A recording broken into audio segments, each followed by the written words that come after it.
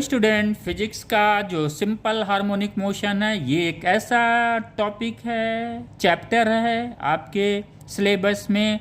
अगर इसको आप बच्चों ने समझ लिया, सिंपल हार्मोनिक मोशन ना, पढ़ने का तरीका समझ गए, क्या कह रहा है वो समझ गए, कैसे सिंपल हार्मोनिक मोशन होता है वो समझ गए, तो मुझे ये ज़रूर बिलीव है कि आप बच्चे इसके आगे जो भी चैप्टर, चाहे इलेक्ट्रोस्टैटिक है, चाहे ग्रेविटेशन है, चाहे रे ऑप्टिक्स आप पढ़ेंगे ना, तो आप फिर इन्जॉय करेंगे।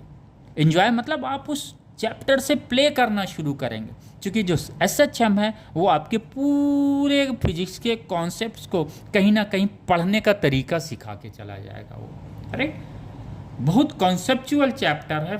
फर्स्ट ईयर और इंटर के सिलेबस में सबसे अधिक कॉन्सेप्ट सिंपल हार्मोनिक मोशन में ही है, तो इस चैप्टर को बड़ा बारीकी से पढ़िएगा। ओके बच्चों, आइए, अगर हम मानते हैं कोई एक पार्टी सिंगल पार्टिकल या बॉडी सिंपल हार्मोनिक मोशन में है, तो इसके लिए हम लोगों ने 4 कंडीशंस नेसेसरी है, जिसको हम लोगों ने वीडियो में लोड किया और पढ़ा भी है।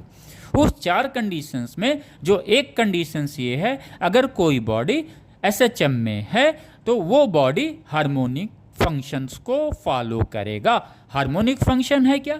साइन या कोसाइन का फंक्शन क्या होता है? हार्मोनिक फंक्शन कहलाता है। राइट, और अगर SHM में बॉडी है तो क्या होगा? डिस्प्लेसमेंट के रूप में हम फंक्शन लिखेंगे y equal to a sine omega T या y equal to a cos omega T. यानी हार्मोनिक फंक्शन में लिखना है तो चाहे आप साइन में लिखें या कॉस में लिखें, लिखना सिर्फ एक ही में है, दो में नहीं लिख सकते हम लोग। राइट, आइए अब एक ऐसे सवाल आते हैं बेटा बच्चों, एक सिंपल एक पार्टिकल है, उसका एक SHM का इक्वेशन दे दिया। अब आपको पता है ये sine omega t plus cos omega T या minus omega t plus omega t, इससे हमें कोई लेना देना नहीं है। हमें इस इक्वेशंस को साइन या कॉस में बदलना ही बदलना है। राइट, तो अगर हम इसे बदलना चाहें तो हमें 2 चीज़ है। ए को मान लेते हैं ए कॉस फाई है, कैपिटल ए कॉस फाई है। मान लिया सपोज इसका जो एम्पलीट्यूड है कैपिटल ए है।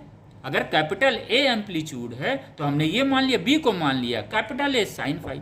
अगर हम sine square theta plus cos square theta बोलें तो इसकी वैल्यू कितनी होती है? 1 होती है।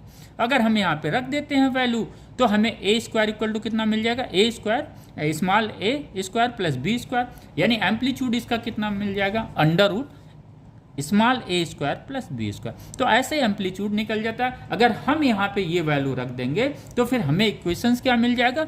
y equal to a sine a plus b मिल जाएगा। राइट, यानी ओमेगा टी प्लस फाई मिल जाएगा, यानी एक सिंगल फॉर्म में आ गया। Thank you student.